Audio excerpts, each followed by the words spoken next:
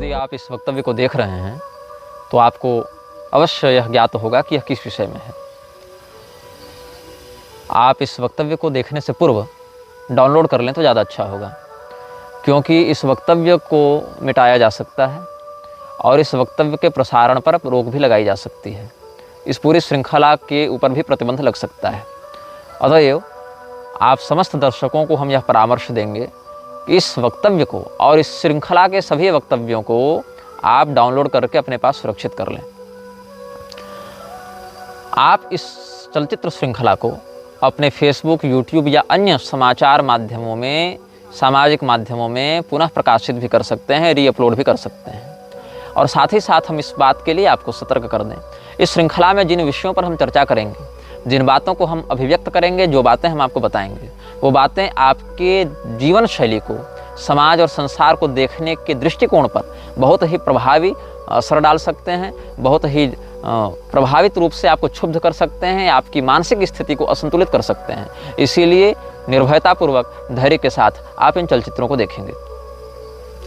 हम इन समस्त चलचित्रों के माध्यम से आप सभी लोगों को एक ऐसे संकट के प्रति जागरूक करना चाहते हैं जो आपके साथ निरंतर बना हुआ है, लेकिन आपको उसका बोध नहीं है।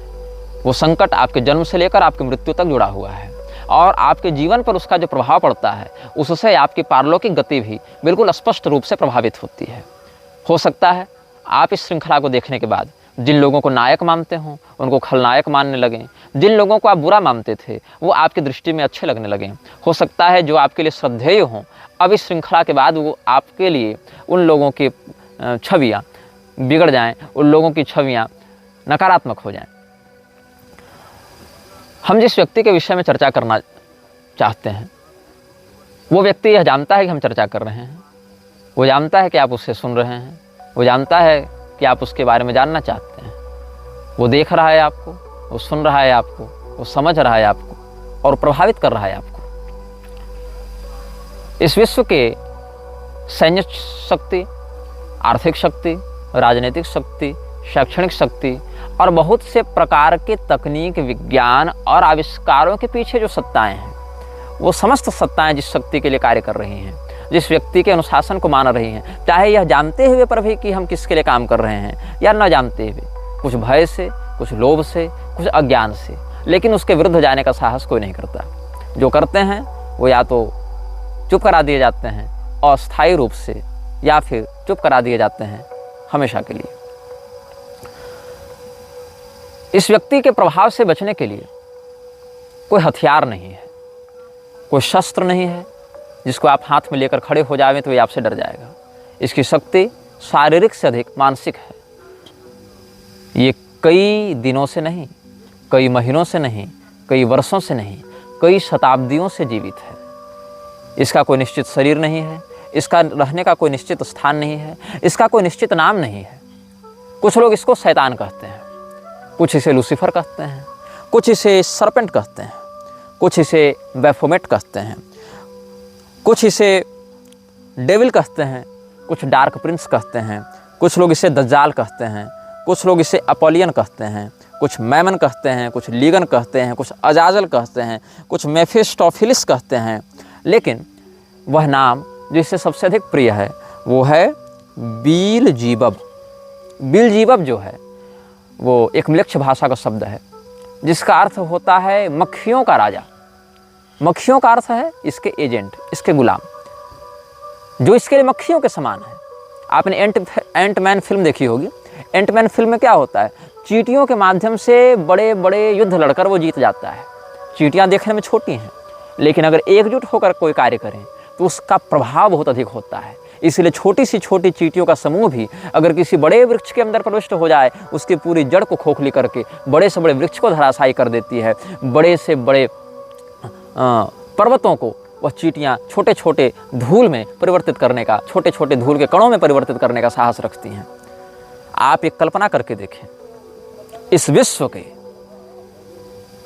3 अरब म्लेच्छ एक ही दिशा की ओर मुख करके एक निश्चित समय पर, एक निश्चित शब्दावली में, एक निश्चित विधान से अगर किसी विषय का चिंतन कर रहे हैं, चाहे आप उसको नमाज कह लें या अजान कह लें या जो कह लें, अरबों की संख्या में एक विशाल जन समुदाय पूरे विश्व में एक निश्चित दिशा की ओर देखता हुआ, एक निश्चित विधान से, एक निश्चित शब्दावली का उच्चारण करता हुआ अगर कुछ कह रहा है तो ब्रह्मांड पर, आपके परिवेश पर उसका क्या प्रभाव पड़ता है।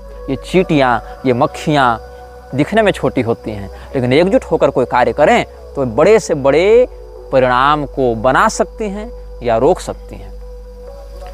तो जो नाम इसे सबसे अधिक प्रिय है, ऐसे मैं बताऊं, ये सीधे सीधे इस्लाम की बात नहीं, ये सीधे सीधे ईसाइयत की बात नहीं, ये सीधे सीधे यहूदियों की या हिंदुओं की बात नहीं, ये बात है न्याय, धर्म, सत्य, अन्याय, अधर्म और असत्य, इन्हीं दो पक्षों की, चाहे वो किसी भी रूप में आपके समक्ष प्रस्तुत हो। तो जो नाम इसे सबसे अधिक प्रिय है उसको कहते हैं बीलजीबब।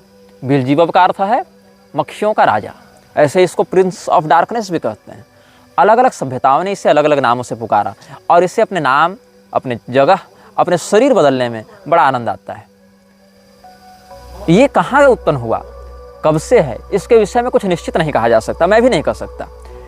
मैं इसके बारे में सब कुछ जानता हूँ ये मैं दावा नहीं करता, क्योंकि मैं जो बातें आपको बता रहा हूँ इस बात का भी संज्ञान इसे है।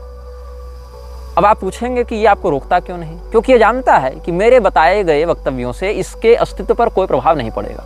ये इतनी बड़ी सत्ता है कि मेरे कहे हुए शब्दों से इसको प्रभाव नहीं पड़ेगा, आपके सुनने से इसको प्रभाव नहीं पड़ेगा, आपके द्वारा दिए जा रहे प्रयासों से, आपके द्वारा दिए जा रहे परिश्रमों से इसकी सत्ता क्षुब्ध नहीं होगी, इसकी सत्ता प्रभावित नहीं होगी।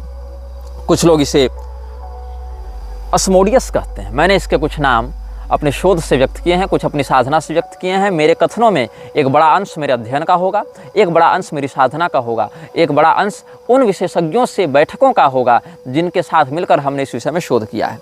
कुछ लोग इसे अजाजिल कहते हैं, कुछ बेफोमेट कहते हैं, कुछ सेखमेट कहते हैं, कुछ बेहमत कहते हैं, कुछ समेरियस कहते हैं, कुछ मारदुक कहते हैं। और आप एक फिल्म देखे होंगे थुम्बाड़, जिसमें एक शैतान होता है जिसका नाम था हस्तर। आपको लगता है फिल्में केवल डायरेक्टर्स या स्क्रिप्ट राइटर्स की कल्पना से बनती हैं, ऐसा नहीं है। उन कल्पनाओं की प्रेरणा देने वाली शक्तियाँ प्रयास करती हैं कि समाज में इन नामों की लोग चर्चा करें, और जिसके नाम की अधिकाधिक चर्चा होती है उसकी शक्तियाँ भी बढ़ती हैं। तो इसका एक नाम है अस्तर, इसी नाम को थोड़ा सा बदल कर दिया गया हस्तर। तो अस्तर जो है ये भी इसके अनेक नामों में से एक नाम है।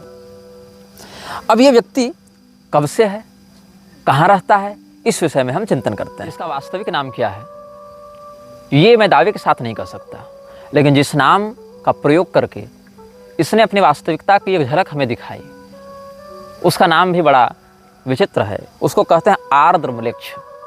आदि म्लेच्छ नहीं, आर्द्र म्लेच्छ। हम सुविधा के लिए आपके सामने इसका नाम बताएंगे म्लेच्छराज, क्योंकि इसके वास्तविक नामों का उच्चारण करने से इसकी शक्तियाँ बढ़ती हैं, और हम चाहते नहीं कि इस श्रृंखला में इसके नाम का बार बार प्रयोग करके हम इसकी शक्तियों को अपने ही ऊर्जा प्रदान कर करके विस्तृत करें। आपने हैरी पॉटर फिल्म देखी होगी, वहाँ वोल्डेमॉर्ट का एक किरदार था, the one who can't be named.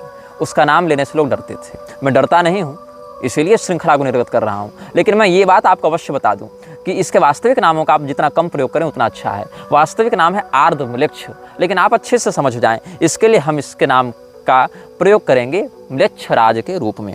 इसका एक नाम आहरिमान भी है। आहरिमान और आर्द्र म्लेच्छ दोनों इसका वास्तविक नाम है। आहरिमान आर्द्र म्लेच्छ इसका नाम है, आर्द्र म्लेच्छ इसका सरनेम है, आहरिमान इसका नाम है। तो आहरिमान आर्द्र म्लेच्छ ये इसका पूरा नाम है, first name and last name. तो ये व्यक्ति कहाँ रहता है, ये अभी जिस प्रारूप में चल रहा है, जिस प्रकार की गतिविधियों को लेकर चल रहा है, इस प्रकार की गतिविधियां ये 800 वर्षों से कर रहा है। ऐसा नहीं है कि 800 वर्ष पहले से जिंदा है, ये जिंदा उससे पहले से, उससे बहुत पहले से जिंदा है, लेकिन उससे पहले ये अपने शरीर जल्दी जल्दी नहीं बदलता था, उससे पहले ये अपना घर जल्दी जल्दी नहीं बदलता था, क्योंकि विश्व की जनसंख्या और विश्व की तकनीक, संचार माध्यम बहुत पीछे थे, बहुत कम थे। जैसे जैसे तकनीक बढ़ती है और जैसे जैसे जनसंख्या बढ़ती है, उतनी शीघ्रता से इसको अपना शरीर बदलना होता है, उतनी शीघ्रता से इसको अपना ठिकाना बदलना होता है। तो पिछले, मतलब आप समझ लें कि अगर आधुनिक काल गणना के अनुसार माने तो ईसा की पहली शताब्दी से लेकर ईसा की 12वीं शताब्दी में 1200 वर्षों में इसने अपने ठिकाने 8 से 10 बार बदले, और इधर 800 वर्षों में इसने अपने ठिकाने लगभग 10 बार बदले। हर 2 पीढ़ियों में ये अपना ठिकाना बदल रहा है, जिसमें 4 ठिकाने इसने पिछले 80 वर्षों में बदले हैं। क्योंकि इन 80 वर्षों में तकनीक का विकास अधिक हुआ, संचार माध्यमों का विकास अधिक हुआ, यातायात माध्यमों का विकास अधिक हुआ। इसीलिए समय अनुसार ये प्रयास करता है कि विश्व की जनसंख्या को ऐसे बिंदु पर आकर रोका जाता रहे कि इसको बारंबार अपना स्थान और अपना शरीर न बदलना पड़े। क्योंकि जितने अधिक लोग बढ़ेंगे, उतने अधिक विचारें बढ़ेंगे, उतनी विचारधाराएं बढ़ेंगी। विचारों की बढ़ोतरी से हर व्यक्ति की मानसिकता पर प्रविष्ट होकर उसको नियंत्रित करना कठिन होने लगता है, सर्वर लोड बढ़ता है। इसीलिए कम हो लेकिन वफादार गुलाम हो हमारे, तो ऐसे लोग इसको अधिक प्रिय हैं। मैं जिस स्थान पर बैठकर ये बात कह रहा हूँ, उस स्थान पर मैं 29 जुलाई 2015 की रात को भी बैठा हुआ था। क्यों? क्योंकि मुझे धमकी आई थी इसी म्लेच्छराज के कुछ गुलामों से, जो मेरा अपहरण करना चाहते थे। और तब हम अपने घर से लगभग 1280 किलोमीटर दूर इस जगह पर बैठे थे। समय था रात के 7 बजे और दिनांक था 29 जुलाई 2015। अब मैं ये बताता हूँ कि ये रहता कहाँ है। सबसे पुराना ठिकाना जो हमें इसका प्राप्त हुआ था वो था तुर्की में। तुर्की में एक जगह है जिसको आज प्लूटोज गेट के नाम से जाना जाता है। प्लूटोज गेट डेनिजली प्रोविंस में है, जो तुर्की में है। यहाँ पर लगभग ये 150 वर्षों तक रहा और 150 वर्षों तक इसने किया अपनी शक्तियों को बढ़ाया। सक्रिय तब भी था, लेकिन अपनी शक्तियों को इतना बढ़ाया कि ये सामाजिक सम्मोहन कर सके। कितने लोगों तक? लगभग 2 से 3 हजार लोगों की भीड़ को एक लक्ष्य के प्रति मानसिक रूप से सम्मोहित कर सके, ऐसी इसकी योजना थी और जिसमें ये सफल हुआ। इसके बाद इसने अपना ठिकाना बदला। इसके बाद इसने अपना ठिकाना बनाया इजराइल के बगल में। अब वो फ़लस्तीन है या वो इजराइल है, इस विवाद में हम नहीं पड़ेंगे क्योंकि ये झगड़े का विषय है। लेकिन इजराइल हो या फ़लस्तीन हो, इसने जेरिको या जेरिचो, जो भी इसका उच्चारण भाषा में किया जाता है, JERICHO, जेरिचो या जेरिको, जहाँ तक जेरिको होना चाहिए उच्चारण, ये फ़लस्तीन का प्रांत माना जाता रहा है या इजराइल का प्रांत माना जाता रहा है। ये विवादित विषय है, लेकिन इसने अपना ठिकाना यहीं पर बनाया। अभी इस वीडियो क्लिप में 4 मिनट की रिकॉर्डिंग हमारी नहीं हो पाई थी किसी तकनीकी खराबी के कारण। इस श्रृंखला की घोषणा जब हमने की थी, उसी समय से हमारे फ़ोन पर ऑटोमेटिक फीड्स में कुछ ऐसी बातें स्वयं आ रही हैं जो कि ऑफलाइन बातें हैं। ऐसा नहीं कि मैं कुछ नेट पर सर्च कर रहा हूँ या कुछ मैं ट्रेलर रिलीज कर रहा हूँ तो उसका एल्गोरिदम पकड़कर कुछ सजेशंस मिल रहे हैं, ऐसा नहीं है। मतलब बिल्कुल ऑफलाइन तरीके से भी जिस मोबाइल से वाईफाई या सिम कनेक्टेड नहीं है, उन मोबाइल्स पर भी कुछ सर्च करने पर, फोल्डर पर भी सर्च करने पर, ड्राइव में भी सर्च करने पर कुछ ऐसी बातें अप्रत्याशित रूप से सामने आ रही हैं जो कि हमारी संज्ञान में नहीं थी। और अभी क्या हुआ कि जब मैं इस क्लिप की दूसरी प्रति बना रहा था, एक दूसरा भाग अब रिकॉर्ड कर रहा था, तो लगभग 5 मिनट रिकॉर्डिंग होने के बाद वो स्वयं कैमरा बंद हुआ और उसके बाद वो रिकॉर्डिंग स्वयं मिट गई। इसीलिए हम इस वक्तव्य को पुनः रिकॉर्ड कर रहे हैं। ठीक है, तो हम बता रहे थे आपको कि वो भाग जो इजराइल और फिलिस्तीन के मध्य विवादित है, जेरिको जिसको कहा जाता है, वहाँ पर इसने बहुत तपस्या की और ये जीसस का समकालीन समय था। तो जीसस का जन्म जो है वो इसके उद्देश्य को पूर्ण करने के लिए तो नहीं हुआ था, लेकिन अंततः इसने जीसस के उद्देश्य में अपना उद्देश्य घुसा दिया और वो काम किया जो काम जीसस नहीं चाहता था। मैं जीसस का महिमामंडन नहीं कर रहा, जीसस को प्रोत्साहित नहीं कर रहा, जीसस की वकालत नहीं कर रहा। मैं बस ये बता रहा हूँ कि जीसस से जब इसकी मुलाकात हुई थी तो जीसस ने अपने अनुयायियों को सतर्क किया था। जॉन 14:30 में आप इसका प्रमाण देख सकते हैं। जीसस ने इसके आगमन की बात कही थी। जीसस जानता था कि आ रहा है, जीसस को अपने वश में लेने के लिए, और जीसस ने अपने अनुयायियों को सतर्क किया और कहा था कि विश्व का शासक आ रहा है, लेकिन उसका शासन मुझ पर नहीं चलता, क्योंकि कोई भी संपदा हो, चाहे दिव्य संपदा हो चाहे आसुरी संपदा हो, जब वो दिव्य संपदा या आसुरी संपदा का कोई व्यक्तित्व जन्म लेता है इस संसार में, जिसका व्यापक प्रभाव जनमानस पर पड़ेगा, तो वह व्यक्ति बहुत प्रबल ग्रह दशा के साथ युक्त होकर आता है। तो अगर वो आसुरी व्यक्ति है तो दिव्य संपदा वहाँ हस्तक्षेप जल्दी नहीं कर पाती है, या अगर वो दिव्य संपदा से युक्त है तो आसुरी शक्ति वहाँ हस्तक्षेप नहीं कर पाती है। और कई बार ऐसा होता है कि दिव्य में दिव्य का हस्तक्षेप और आसुरी में आसुरी का हस्तक्षेप भी नहीं हो सकता है। जैसे कि राजा उत्तानपाद के पुत्र ध्रुव जब तपस्या करते थे तो देवताओं ने बड़ी माया दिखाई, वहाँ दोनों दिव्य संपदा है लेकिन असर नहीं कर पाई। यहाँ पर आसुरी संपदा में देखें, रावण और निवात कवच राक्षसों के बीच में युद्ध हुआ है, दोनों आसुरी संपदा के हैं, लेकिन निवात कवचों की आसुरी शक्तियाँ रावण के ऊपर हावी नहीं हो पाई। तो यहाँ पर दोनों मृक्ष शक्तियाँ टकराई हैं, लेकिन मृक्षराज उस समय, जो आर्द्र मृक्ष है, वो उस समय अहरिमान का शासन जीसस पर नहीं चल पाया। इसलिए जॉन 14:30 में जीसस ने कहा अपने अनुयायियों को कि I will no longer talk much with you for the ruler of this world is coming. इस विश्व का शासक आ रहा है। तो वह विश्व का शासक गॉड नहीं था, वो उस विश्व के शासक का नाम था आर्द्रम्लेक्ष अहरिमान। और उसने कहा म्लेच्छराज का शासन मेरे ऊपर अभी नहीं चल रहा है, he has no power over me, ये जीसस ने कहा। और जीसस के ऊपर उस समय प्रभाव नहीं पड़ पाया, इसीलिए 300 वर्षों तक म्लेच्छराज ने अपनी तपस्या को बढ़ाया। और कॉन्टेस्टिन के समय जीसस का ब्रांड उठाते हुए, जीसस का नाम लेते हुए कॉन्टेस्टिन के माध्यम से म्लेच्छराज ने अपनी शक्तियों को आगे बढ़ाया। और इसमें उसको 300 वर्षों का समय लगा ताकि विधिवत वो समाज में अपने विकृति का प्रसारण कर सके। और इस समय वो कहाँ था? उस समय न्यू ऑरलिन्स लुसियाना में था, जहाँ गेट्स ऑफ जीनी है। गेट्स ऑफ जीनी नामक स्थान पर म्लेच्छराज ने 300 वर्ष अपना निवास बनाया। और लुसियाना शहर में, जो कि एक म्लेच्छ प्रांत है, वहाँ पर इसने अपनी शक्तियों को बढ़ाने का काम किया। इसके बाद लगभग हर 100 साल 150 साल में ये अपना स्थान बदलता रहा, जिसमें ये जापान आया और श्रेजान की पहाड़ियों में इसने तपस्या की। फिर ये चीन आया, वहाँ चोंग क्विंग मिंग के पहाड़ी में इसने तपस्या की। फिर ये ग्रीस आया, वहाँ केप मेटापान की गुफाओं में इसने तपस्या की।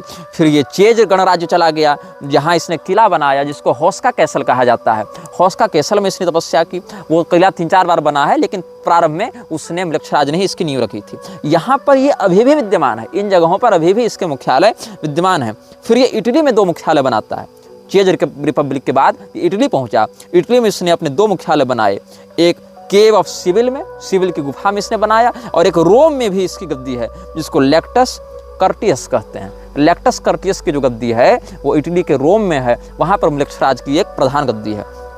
फिर वहाँ से ये मैक्सिको पहुँचा, जहाँ पर मिक्टलैन एक स्थान है, वहाँ पर इसकी एक गद्दी है। बेलीज में एक्टोन टूनिसिल मुखनाल नाम की गुफा है, वहाँ पर इसका है। आइसलैंड में एक ज्वालामुखी है, उसके अगल बगल भी इसका शासन था, जिसको हेकला ज्वालामुखी कहा जाता है। फिर पेंसिल्वेनिया में सप्तद्वार नामक स्थान है, 7 गेट्स ऑफ हेलम, वहाँ पर भी एक इसका स्थान है। और ग्रीस में मैं बता चुका हूँ केप मेटापेन गुफाएं, वहाँ पर भी, मतलब कहीं पहाड़, कहीं किला, कहीं गुफा, ऐसे स्थानों पर तपस्या करता रहा। अब प्रश्न है, तपस्या इसने किसके की? किसी देवता की, किसी भूत की, किसी पिशाच की, किसकी तपस्या की? इसने तपस्या की पश्चिमामनाय तंत्र के मंत्रों की। भगवान महादेव ने भी इस बात का उद्घोष किया है कि विश्व में बढ़ते म्लेच्छ तंत्र में पश्चिमामनाय तंत्र के मंत्रों का बहुत बड़ा हाथ होगा। और पश्चिमामनाय मंत्रों की एक बड़ी ऊर्जा इस्लामिक आतंकवाद को प्रोत्साहित करने में भी लगती है। तो उस मंत्र की उसने आराधना की, साधना की, मंत्राधिष्ठात्री आसुरी शक्तियों की इसने आराधना की। फिर इसने अपने मुख्यालय बनाने आरंभ की। ये तो इसकी कर्मभूमि हो गई। इन स्थानों पर इसने अपनी शक्तियों को बढ़ाया और अपनी शक्तियों को, ये 12वीं शताब्दी तक की बात है। 12वीं शताब्दी के बाद ये आया प्रोवो ऊटा नामक स्थान पर। प्रोवो ऊटा स्थान पर आकर इसने अपनी एक गद्दी स्थापित की, अपना एक मुख्यालय बनाया। फिर ये माल्टा चला गया। माल्टा शहर में जो गोजो द्वीप है, गोजो द्वीप पर इसने कब्जा किया। माल्टा शहर में ये रहा। उसके बाद मैंने जहाँ तक हमारी बुद्धि जा पाई भौतिक और आध्यात्मिक स्थिति से, वहाँ तक हमने इसका शोध किया है। और मैं बताऊँ, फिर ये स्कॉटलैंड गया, वहाँ स्काराब्री नामक स्थान पर ये रहा। फिर ये उत्तरी स्लोवेनिया गया और वहाँ पर पोटोक की गुफाओं में रहा। फिर ये इराक पहुँचा, कुर्दिस्तान इराक के क्षेत्र में इवरिल का सीटाडेल इसने बनवाया, वहाँ पर ये रहा। फिर फ्रांस चला गया, वहाँ पर लेस्कक्स की गुफाओं में रहा। फिर स्पेन के केव ऑफ इल कैस्टेलियो में ये रहा। उसके बाद ये तुर्की आया, गोवेकली टेप में ये रहा। इस प्रकार से अलग अलग स्थानों पर घूमता हुआ अंत में ये पहुंचा कोला प्रायद्वीप। कोला प्रायद्वीप में आज से 50 साल पहले म्लेच्छराज रहता था। जब कोला प्रायद्वीप में वैज्ञानिकों का शोध बढ़ने लगा तो कोला प्रायद्वीप को छोड़कर ये पहुंच गया तुर्कमेनिस्तान के काराकुम रेगिस्तान में। और पिछले 1 साल तक ये तुर्कमेनिस्तान के काराकुम रेगिस्तान में रहता था।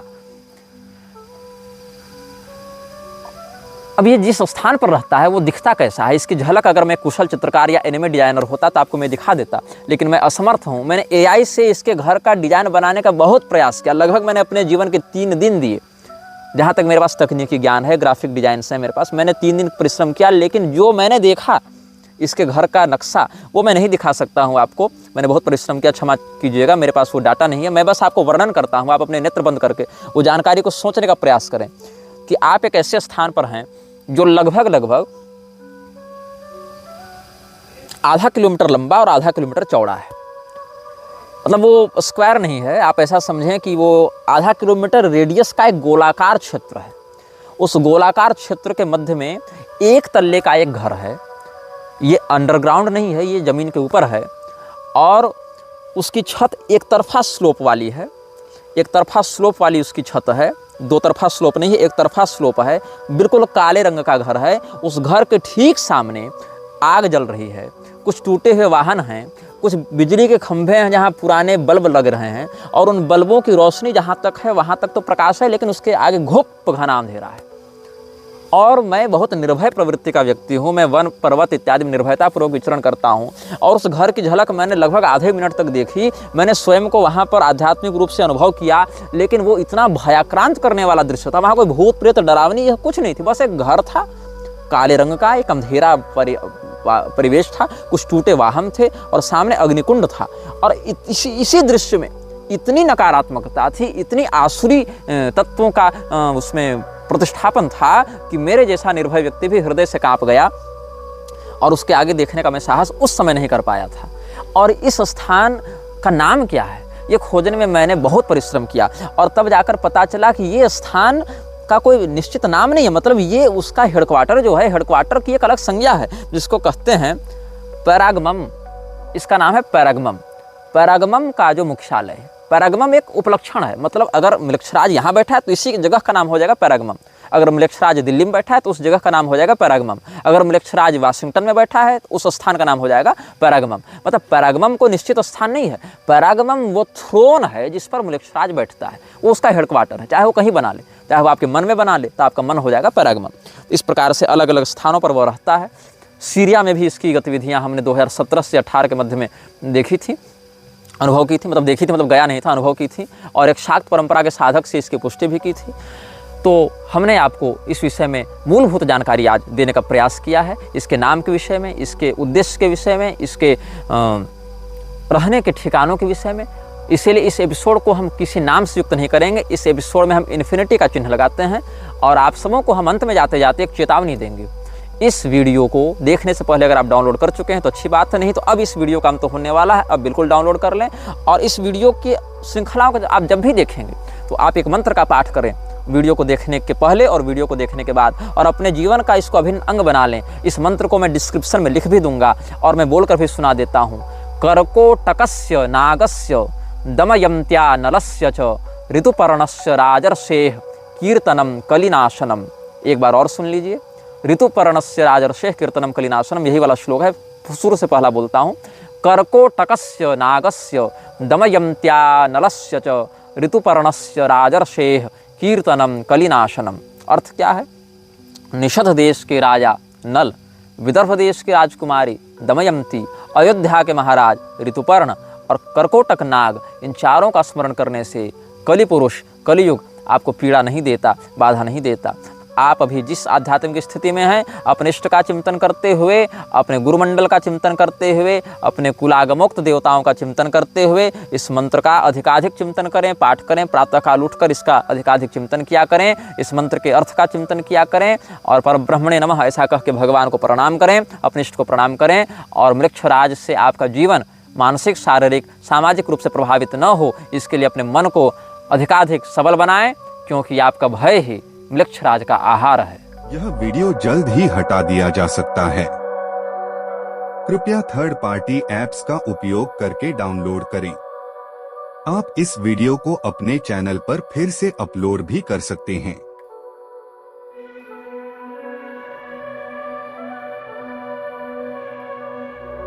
This video may get deleted soon. Please download using third-party apps. You may also re-upload this video on your channels. Thank you.